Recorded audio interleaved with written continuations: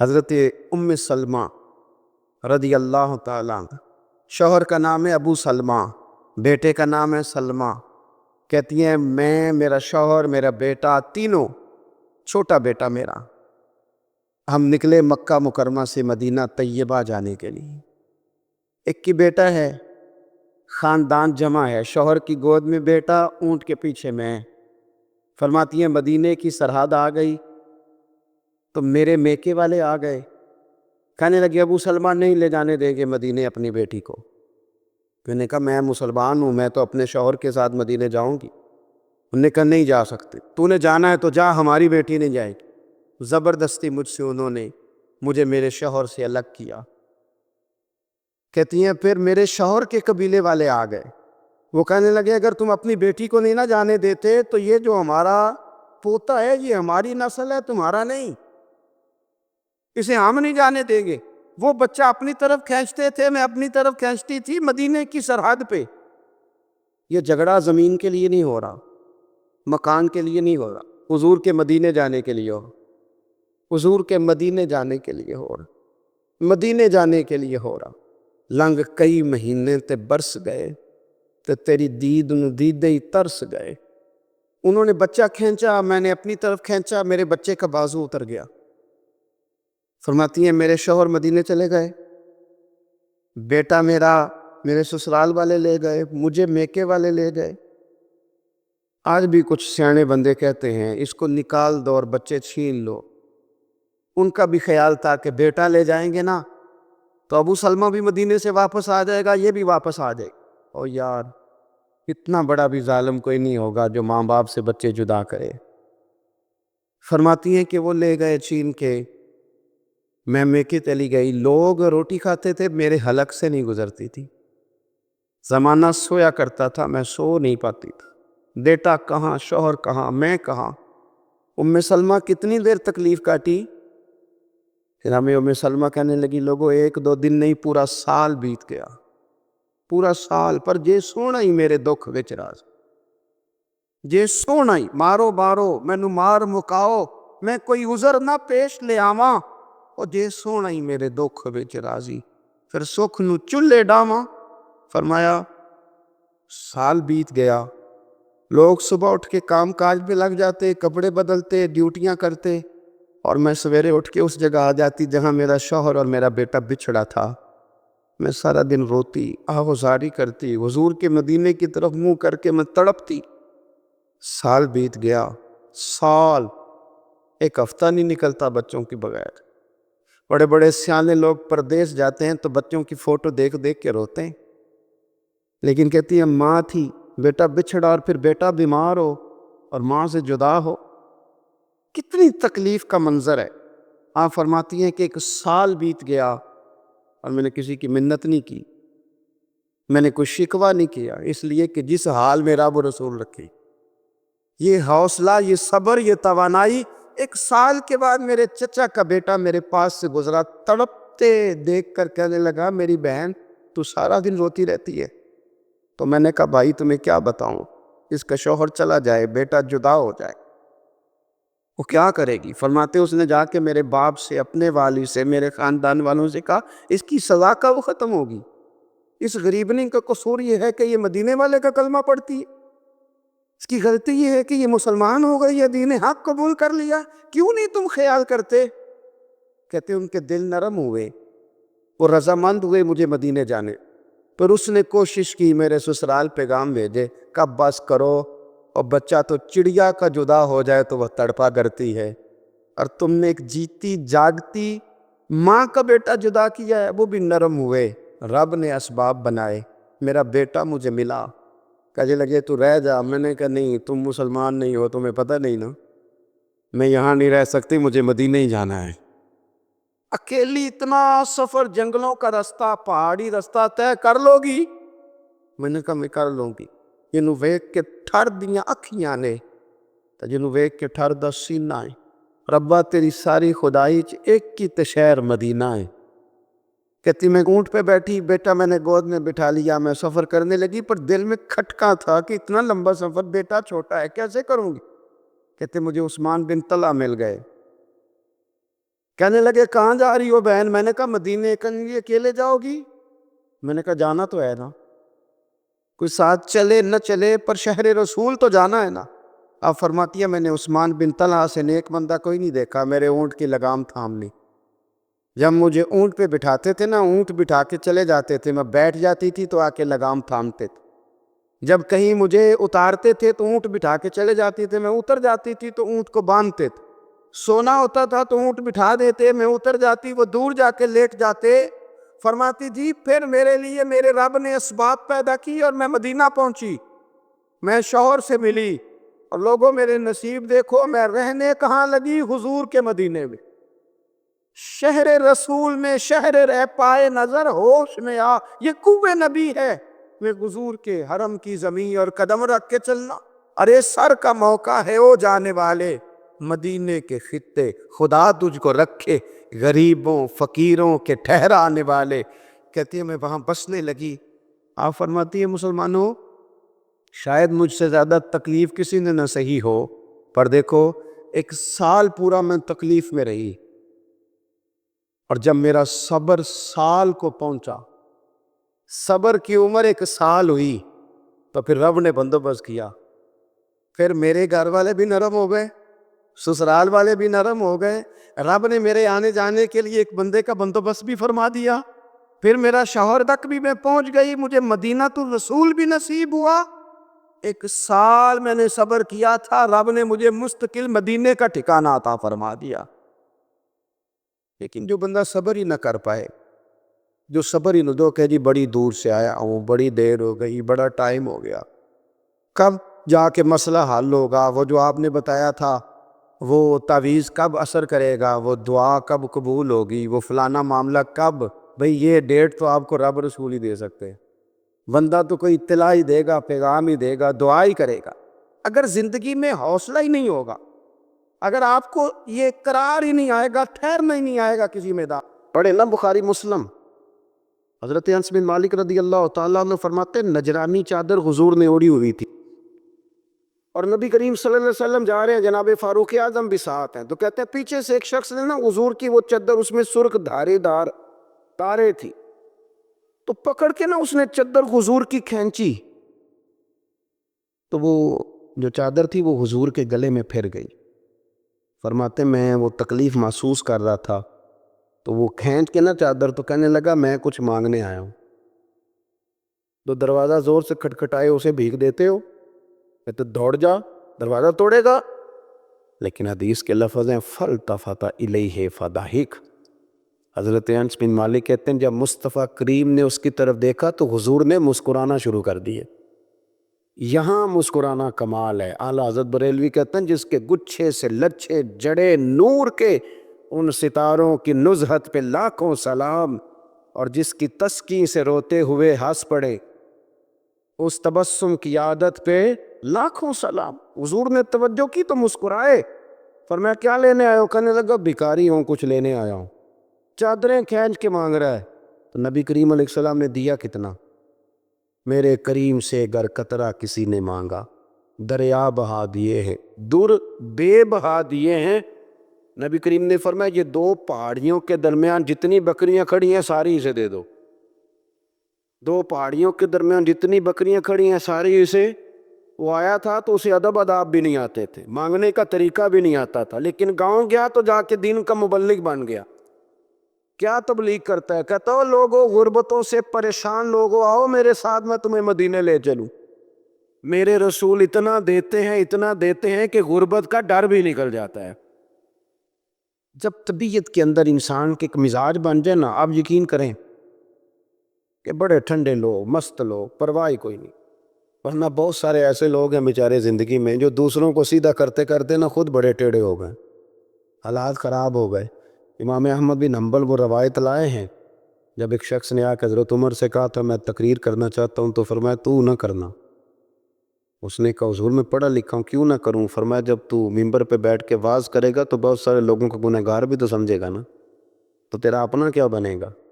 یہ بھی تو بتا نا، کہ پھر تیرے اندر کے لیول کا کیا بنے گا؟ اپنے آپ کو نا ان قباحتوں سے، اگر آپ کے کپڑے ٹھیک نہیں، آپ سکون میں نہیں ہیں، تو آپ کے اندر میل ہو تکبر کی، حسد کی، غیبت کی، چغلی کی، اور سب سے بڑی بدگمانی کی، برا سوچنے کی، پھر آپ کہیں کہ میں سکون، آپ یقین کریں ہمارا کوئی مخلص دوست اس لیے نہیں ہوتا کہ ہم کسی کو مخلص سمجھتے ہی نہیں.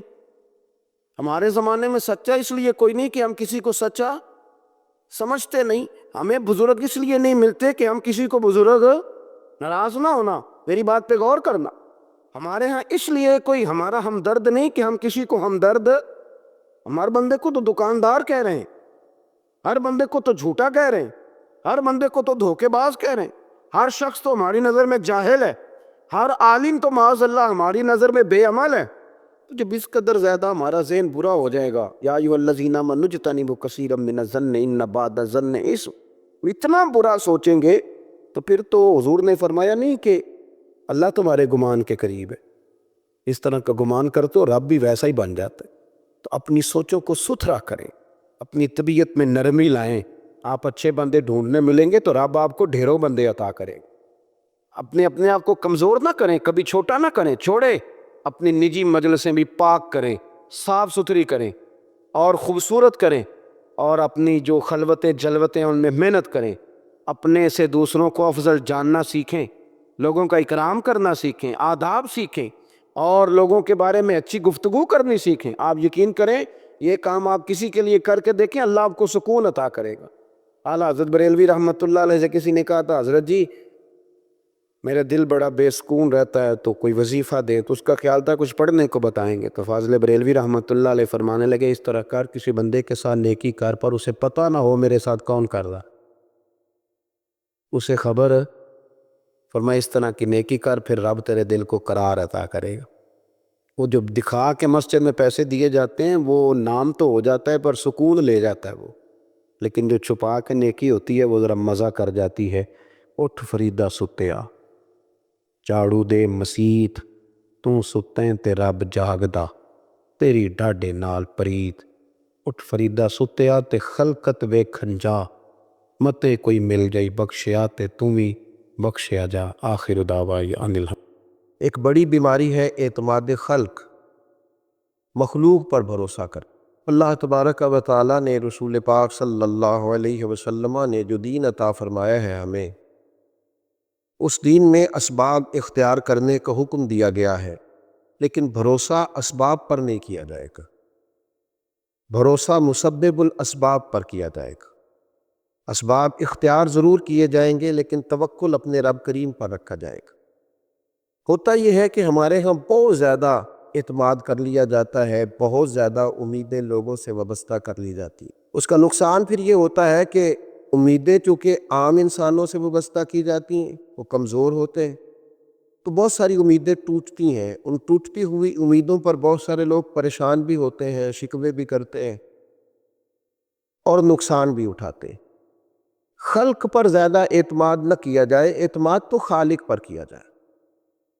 کتنے ہی لوگ ہیں جو زمانے میں مایوسی کی گفتگو اس لیے کرتے ہیں کہ انہوں نے بہت سارے لیڈروں کے وعدوں پر یقین کر لیا تھا، ان کی لمبی اور زبردست تقریروں کو سچ مان لیا تھا. پھر ہوا یہ کہ ان کی جب امیدیں ٹوٹنے لگیں تو وہ لوگ پریشان ہونے لگے. اس لیے اسباب پر بھروسہ نہیں، یہ مسلمان کی شان ہے.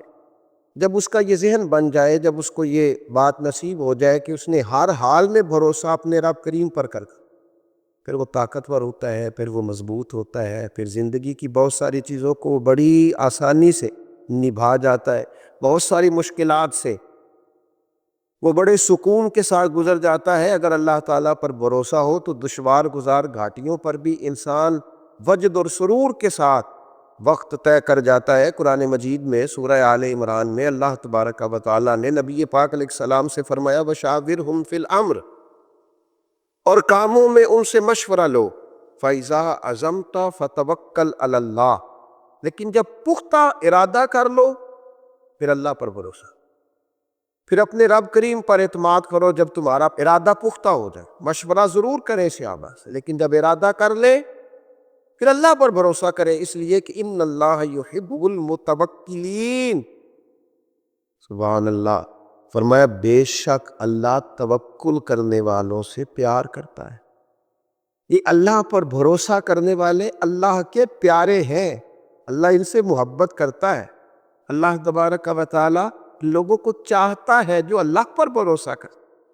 انہوں نے اپنی ساری چاہتوں کا کیا خوبصورت مثال ہے سیدنا ابراہیم خلیل اللہ، آگ میں پھینکا جا رہا، اتنے بڑے مجمع میں دور دور تک اپنا دوست کوئی دکھائی نہیں دے رہا، کوئی نہیں ہے اپنائیت کا اظہار کرنے والا، ہمدردی کا اظہار کرنے والا، منجنیق میں ڈالا جا رہا ہے، میلوں پھیلی ہوئی آگ میں پھینکا جائے گا، فرشتہ حاضر ہوا ہے، عرض کرتا ہے میری ہوا پہ ذمہ داری ہے، اگر آپ حکم کرے تو ہوا نہ چلا دو، اڑا نہ دو اس آگ کو، فرمائیے۔ حضرت ابراہیم فرمانے لگے میری تجھ سے کوئی حاجت نہیں۔ پھر بارش کے فرشتہ عرض گزار ہے حضور اگر اجازت ہو تو ایسا می برساؤں کہ یہ ساری آگ ٹھنڈی ہو جائے، فرمایا تجھ سے کوئی حاجت نہیں ہے۔ وَاتَّخَذَ اللَّهُ إِبْرَاهِيمَ خَلِيلًا، میری تو اس سے حاجت ہے جس نے مجھے خلیل بنایا ہے۔ میرا بھروسہ تو اپنے رب کریم پر ہے، اعتماد خلق چھوڑ دیا، اب آرزوؤں کا مسکن، محبتوں کا منبع، دعاؤں کی جگہ، ہر چیز اپنے رب کو مان لیا۔ اب وہ جس حال میں رکھے گا اسی حال میں رہنا ہے، اب وہ جو عطا کرے گا اسی پر شاکر ہونا ہے، وہ جس آزمائش میں ڈالے گا اس پر صابر ہونا ہے، جس رستے چلائے گا خوشی سے چلنا ہے۔ بھروسہ اللہ پر، اعتماد اپنے رب پر، اپنے مالک کریم کی ذات پر، ساری توجہات اسی کے دیے ہوئے پر قناعت، اسی پر سفر، اسی کا شکر، اسی کے لیے دل کی ساری چاہتیں، اسی کی طرف انسان کا سارا رجوع۔ میرے نبی اکرم نور مجسم شفیع معظم صلی اللہ تعالی علیہ وسلم نے جب اپنے صحابہ کے دلوں میں یہ بات پوری طرح ڈال لی تھی نا کہ تم نے اللہ پہ بھروسہ کر، اعتماد خلق نہیں اعتماد خالق کرنا ہے، تو اس کا لازمی نتیجہ یہ نکلا تھا کہ وہ 313 تلواریں لے کر نعرے لگاتے ہوئے بدر کی طرف بڑھ گئے تھے۔ دوسری طرف بھروسہ تھا تلواروں پر، نیزوں پر، برچھیوں پر، تعداد پر، یہاں بھروسہ تھا اللہ رسول پر۔ نتیجہ کیا نکلا؟ جن کا رب رسول پر بھروسہ تھا انہیں فتح نصیب ہو گئی، اور جو دنیا کے ظاہری اسباب پر بھروسہ کیے ہوئے تھے وہ خائب و خاسر ہو کر لوٹ گئے۔ اسباب سارے اختیار کیے جائیں گے، کوشش تمام اسباب کی جائے گی، لیکن سارے اختیار حاصل کر کے وہ جو میرے رسول پاک صلی اللہ تعالی علیہ وسلم نے صحابی سے کہا تھا نا کہ اونٹ کو پہلے باندھ لے، لیکن باندھنے کے بعد بھی بھروسہ اللہ پہ کرنا، یہ خیال رکھنا کہ اسے چور سے، ڈاکو سے، ہر چیز سے اس کی حفاظت اللہ تعالیٰ کرے، اسباب اختیار کرے، محنت کرے، جد و جہد کرے، لیکن لوگوں سے امیدیں رکھنی چھوڑ دیں۔ ہر وقت دوسروں پر یہ شکوہ کرنا کہ تو میرے حقوق ادا کر، تو میرا خیال کر، تو میری بات سن، تو میرے اوپر توجہ دے، تو میری باتوں میں دلچسپی کا اظہار لے، اسے چھوڑ دے، اپنی توجہات کا مرکز رب رسول کو بنائے، اللہ تبارک و تعالیٰ کی ذات والا صفات کے ساتھ دل لگائے۔ میرے نبی اکرم صلی اللہ تعالی علیہ وسلم نے فرمایا جو شخص اللہ پر بھروسہ کرتا ہے اور اسی کا ہو کے رہتا ہے، بھروسہ کرتا ہے اور رب ہی کا ہو کے رہتا ہے، فرمایا رب تعالیٰ اس کے ہر کام میں کفایت کرتا ہے اور اسے وہاں سے رزق دیتا ہے جہاں سے اس کا گمان بھی نہیں ہوتا۔ اور حضور فرماتے ہیں جو دنیا پر توکل کرے اور اسی کا ہو کے رہ جائے پھر اللہ بھی اسے دنیا کے حوالے کر دیتا، وہ دنیا ہی کا اسے کر دیتا ہے اللہ تعالیٰ، وہ دنیا ہی کا ہو جاتا۔ جب اس نے اعتماد ہی مخلوق پہ کیا ہے، جب اس نے اعتماد ہی خلق پر کیا ہے، جب اس نے سارا کچھ بنا ہی لوگوں کو لیا ہے، جب اس نے اپنے تعلقات کو سب کچھ سمجھا، تو پھر اللہ تعالیٰ اسے دنیا کے سپرد کر دیتا ہے، اپنی ساری دعاؤں کو، اپنی ساری التجاؤں کو، اپنی ساری محبتوں کو، اپنی ساری دلچسپیوں کو، اپنے الفتوں کے سارے رنگوں کو اللہ رسول کی طرف موڑ کر اسی طرف اپنا سارا رخ کر لے۔ جب کوئی رب کریم کا ہو جاتا ہے تو اللہ تبارک و تعالیٰ کبھی اپنے بندوں کو مایوس نہیں کرتا، وہ کبھی اپنے بندوں کو تنہا نہیں چھوڑتا، وہ کبھی اپنے بندوں کو دنیا کے سپرد نہیں کرتا، وہ کبھی اپنے بندوں کو رسوا نہیں کرتا، وہ کبھی اپنے بندوں کو کسی معاملے میں تنہا نہیں کرتا۔ اللہ سے جب کوئی بندہ دل لگا لیتا ہے تو پھر قرآن مجید کے لفظوں کو نہ بھولیے گا کہ اللہ تبارک و تعالیٰ نے کس محبت سے فرمایا کہ ان اللہ یحب المتوکلین، جو اللہ پہ بھروسہ کرے اللہ تو ان سے محبت کرتا ہے، اللہ تو ان سے پیار کرتا ہے۔ اللہ تبارک و تعالیٰ حضور فرمانے لگے رزق کمانے کے معاملے میں معتدل رہنا، کوئی بندہ اتنی دیر تک مرے گا نہیں جب تک اس کے حصے کا رزق اسے مل نہ جائے۔ اتنی دیر تک بندہ دنیا سے نہیں جائے گا تیرا حصہ تیرے تک پہنچے گا۔ کبھی بھی بے آبرو ہو کے رزق کمانے کے چکر میں نہ پڑے، کبھی بھی ذہن پہ سوار نہ کر لیں کہ میرا کام نہیں چل رہا، کبھی بھی اس طرح کی طبیعت نہ بنائیں۔ میں تھوڑی دیر پہلے عرض کر رہا تھا کہ ایک بزرگ نے نا 2 کنجوس لوگوں کو پہلے بلایا، کنجوس آدمی تھے اللہ ماشاء، تو ان کے سامنے کھانا رکھا، کھانا بڑا بہترین اعلیٰ کوالٹی کا، لیکن ان سے کہا کہ جناب ہم نے نا ایک سبق لینا ہے آپ سے، تو کھانا تو آپ کو ملے گا اور آپ کی مرضی کا پکایا ہے، پر کھانے کا طریقہ ہمارا ہے۔ انہوں نے کیا کیا، یہاں سے رکھ کے نا ان کے ہاتھ باندھ دیے۔ وہ پرانے زمانے میں جو جراح ہوتے تھے بازو ٹوٹ جاتا تھا تو باندھ دیتے نا لکڑیاں رکھ کے، تو لکڑیاں رکھ کے نا ہاتھ باندھ دیے تاکہ یہ جوڑ موڑ نہ سکے، تو یہاں سے ہاتھ باندھ دیے کا روٹی کھاؤ۔ کنجوس بندے تھے۔